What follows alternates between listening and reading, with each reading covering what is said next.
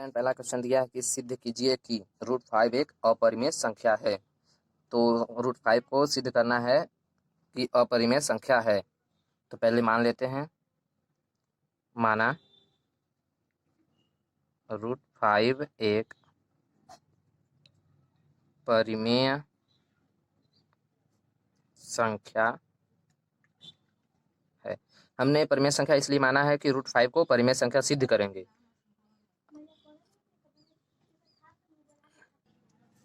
परिमेय संख्या इसलिए माना है कि रूट 5 को परिमेय संख्या सिद्ध करेंगे। अगर सिद्ध हो जाता है तो क्वेश्चन गलत हो जाएगा। अगर सिद्ध नहीं हो पाता है, परिमेय संख्या है, तो ये अपरिमेय संख्या हो जाएगा, ये सिद्ध हो जाएगा। यही सिद्ध करना भी है कि ये रूट 5 एक अपरिमेय संख्या है। तो हमने मान लिया है रूट 5 एक परिमेय संख्या है। तो करते हैं आगे। तो जब परिमेय संख्या है तो रूट 5 को हम p बाई क्यू के रूप में लिख सकते हैं, जहाँ p और q सह अभाज्य संख्या है तथा q not is equal to 0, मतलब क्यू 0 के बराबर नहीं है। हम जानते हैं कि सहभाज्य संख्या का अर्थ है कि एक के सिवा कोई भी उभयनिष्ठ संख्या नहीं है और कोई भी उभयनिष्ठ गुणनखंड नहीं है। अगर हम प्रूव कर देते हैं कि p और q में कोई भी उभयनिष्ठ गुणनखंड प्रूफ हो जाता है तो सिद्ध हो जाएगा कि रूट 5 एक परिमेय संख्या नहीं है, अर्थात वह एक अपरिमेय संख्या है। तो करते हैं आगे। पहले दोनों में वर्ग कर देंगे। दोनों पक्षों में वर्ग करने पर समीकरण नंबर 1 डाल देते हैं इसको। दोनों पक्षों में वर्ग करने पर 5 इक्वल टू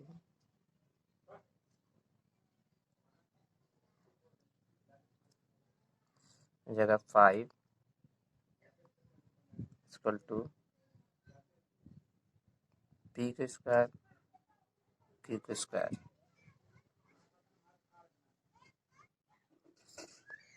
यहाँ पे लिखेंगे q का स्क्वायर इक्वल टू p का स्क्वायर बटे 5, p स्क्वायर कॉमा 5 से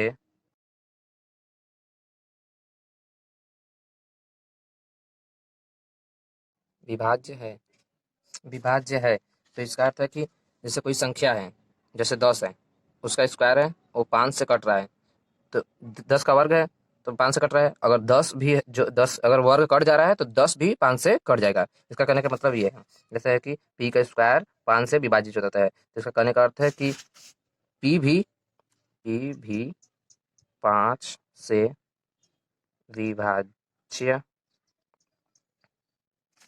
विभाज्य होगा।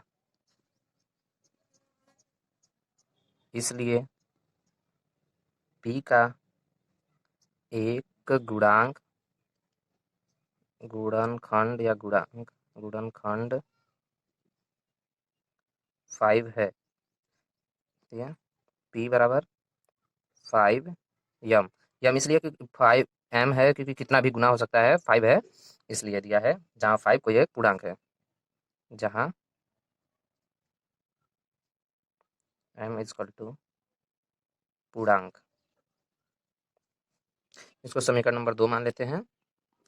अब यहाँ पे लिखेंगे p इक्वल टू 5m समीकरण 2 में रखने पर समीकरण रखने पर तो समीकरण 2 में रखेंगे। समीकरण 2 दिया है ये q square equal to p का मान रखेंगे 5m का स्क्वायर बटे 5।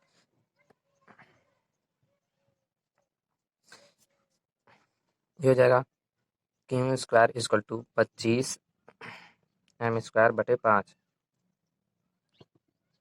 m स्क्वायर बटे 5। ये हो जाएगा, तो ये कट जाएगा ये 5 बार में, तो हो जाएगा q square equal to 5m स्क्वायर। तो लिखेंगे यहाँ पे क्यू स्क्वायर 5, सॉरी इस यहाँ नहीं लिखे पहले, समझने के लिए लिख देता हूँ थोड़ा। Q square by 5। अब यहाँ लिखेंगे क्यू स्क्वायर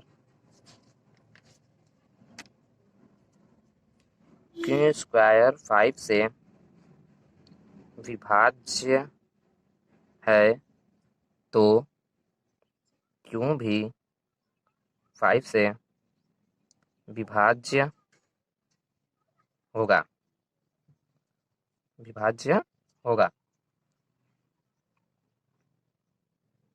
ये था स्थिति 1, स्थिति 1 था। ये स्थिति 2 है।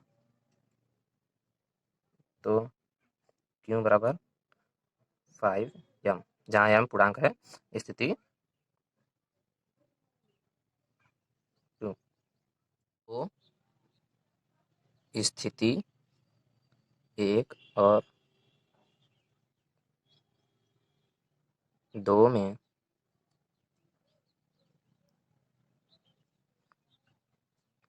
P और Q में उभयनिष्ठ गुणनखंड 5 है। अतः √5 एक परिमेय संख्या नहीं है। इसलिए √5 एक अपरिमेय संख्या है। इसलिए √5 एक अपरिमेय संख्या है। यही प्रूफ करना था कि √5 एक अपरिमेय संख्या है। ये सिद्ध हो गया, बस ये प्रूफ करना था। तो अगला क्वेश्चन दिया है। अगला क्वेश्चन दिया है कि सिद्ध कीजिए कि 3 + 2√5 अपरिमेय संख्या है। तो हल करते हैं।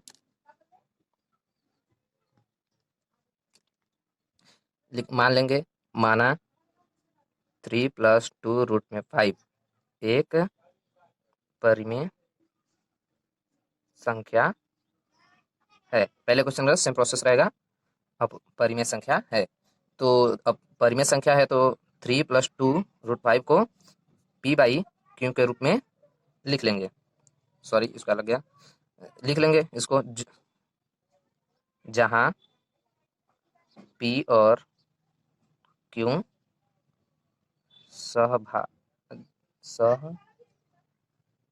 सहअभाज्य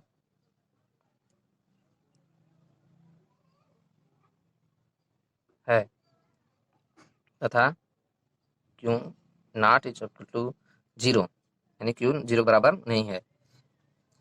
तो कर लेंगे 2√5 = P/Q - 3, √5 = P/2Q - 3/2। ये हम पिछले क्वेश्चन जानते हैं कि ये एक अपरिमेय संख्या है और ये पूर्णांक है।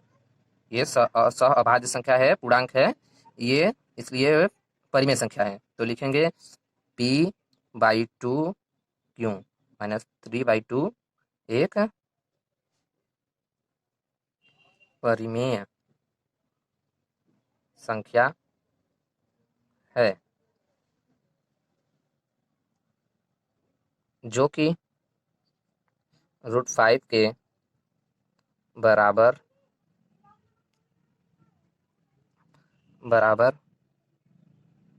है। इससे यह ज्ञात होता है कि √5 एक परिमेय संख्या है, परंतु वास्तव में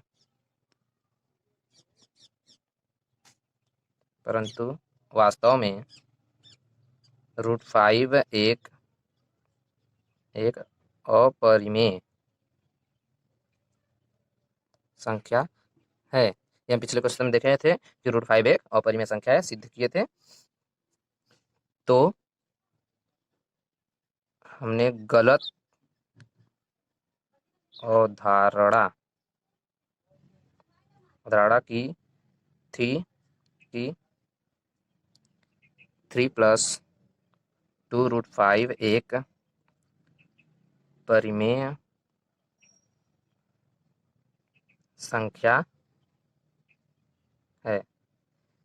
जो हमने यहाँ माना था, अर्थात जो हमने यहाँ माना था कि 3+2√5 एक परिमेय संख्या है, ये हमने गलत माना था, क्योंकि ये हमने सिद्ध किया था √5 एक अपरिमेय संख्या है। अपरिमेय संख्या के बराबर जो संख्या होगा वो भी अपरिमेय संख्या होगा। तो यहाँ पे लिख सकते हैं अर्थात 3+2√5 एक अपरिमेय संख्या है। यही सिद्ध करना था कि 3+2√5 एक अपरिमेय संख्या है। ये सिद्ध हो गया।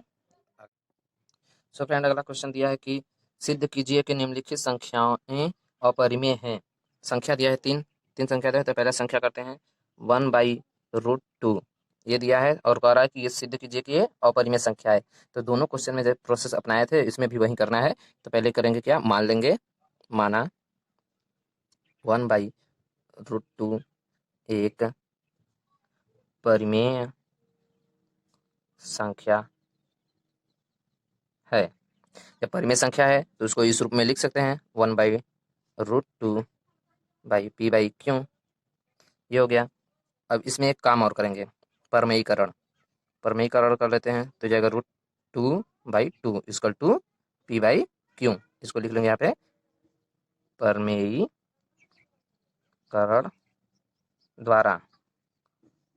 द्वारा। ठीक है, परमेयीकरण द्वारा अभी हो गया। तो कहेंगे यहाँ पे √2 इक्वल टू,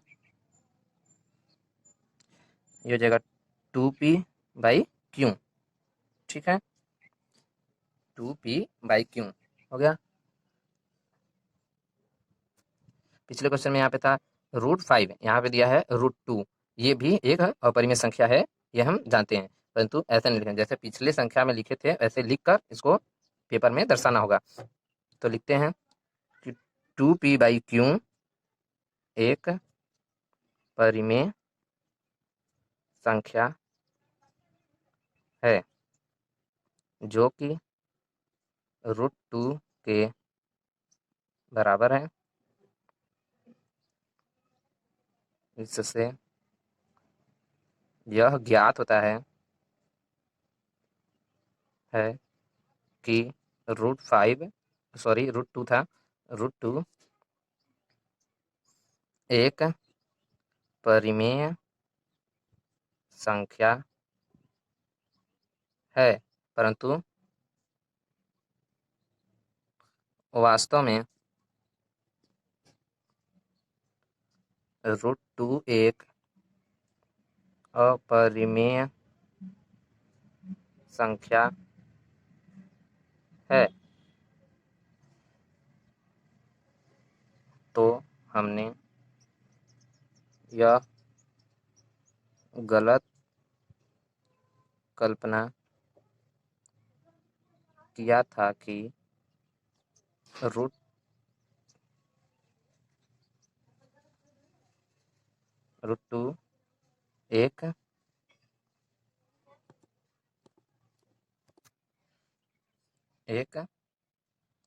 यह गलत कल्पना किया था कि √2 एक परिमेय संख्या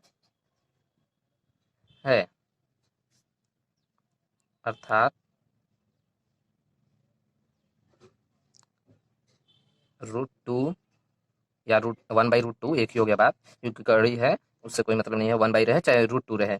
√2 एक, यहाँ लिख देंगे 1/√2 एक अपरिमेय संख्या है। यही सिद्ध करना था कि 1/√2 हो या √2 हो, दोनों के लिए एक ही प्रोसेस होगा, यही लिखना होगा जरूर।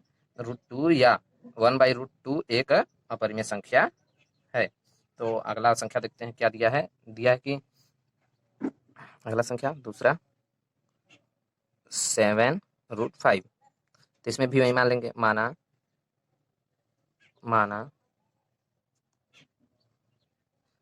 7√5 एक परिमेय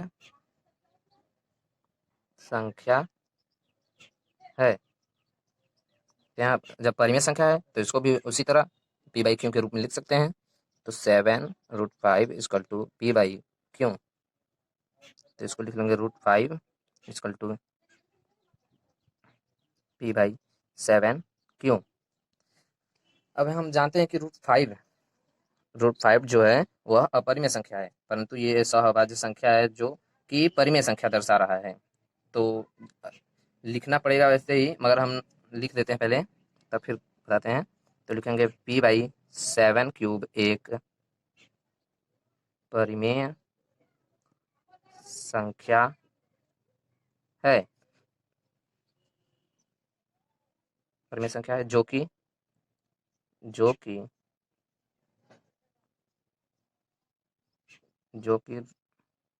√5 के बराबर है।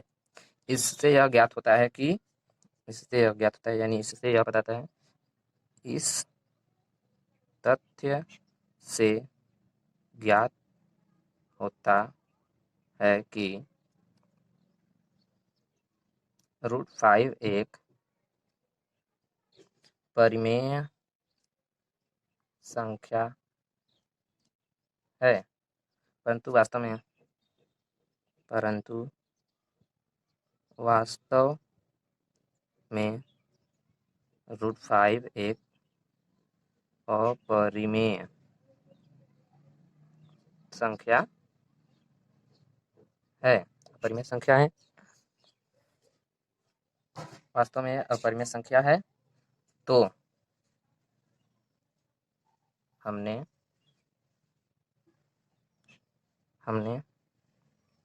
यह गलत कल्पना किया था कि √5 या 7√5 गुणांक है, 7 गुना है √5 एक अपरिमेय संख्या है। यह गलत कल्पना किया था कि √5 एक परिमेय संख्या है, अर्थात √5 या 7√5 एक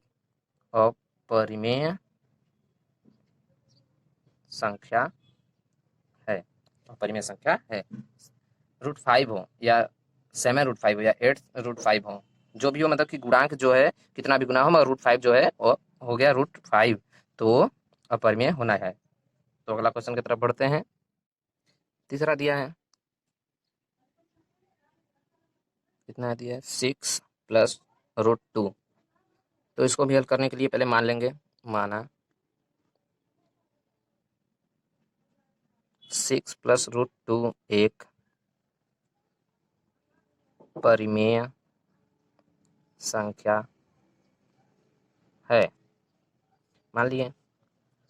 अब परिमेय संख्या है तो इसको भी पी बाई क्यू के रूप में लिख सकते हैं। तो लिख देंगे फटाफट जल्दी से कि पी बाई क्यू। अब पी बाई क्यू जो है एक सहअभाज्य है, जो कि क्यू इक्वल टू ना क्यू 0 के बराबर नहीं हो सकता। ठीक, आगे बढ़ते हैं। तो √2 equal to p by q -6। अब यहाँ पे थोड़ा जैसे पिछले क्वेश्चन में लिखे थे वैसे ही लिखना है, सेम प्रोसेस लिखेंगे। पी बाई क्यू -6 एक प्रमेय हो जा रहा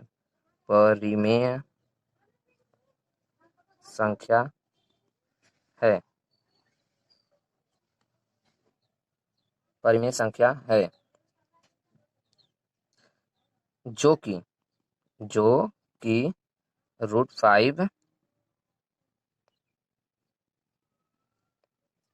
जो कि √2 के बराबर है, √2 के बराबर है। इससे यह ज्ञात होता है कि √2 एक परिमेय संख्या है। √2 एक परिमेय संख्या है, इससे ज्ञात होता है, परंतु वास्तव में √2 एक अपरिमेय संख्या है। वास्तव में √2 एक अपरिमेय संख्या है। तो हमने गलत अवधारणा की थी कि √2 एक परिमेय संख्या है, जो कि गलत है। √2 परिमेय संख्या है, हमने गलत माना था। अर्थात √2 एक अपरिमेय संख्या है। √2 एक अपरिमेय संख्या है, ये सिद्ध करना था। ऐसे ही प्रोसेस करना है, जब भी लिखना है ऐसे ही करना है हल। ऐसे हल करेंगे, ये क्वेश्चन सही है। अब हो गया, आज के लिए बस इतना ही। अगला प्रश्नावली अगले वीडियो में देखने के लिए धन्यवाद।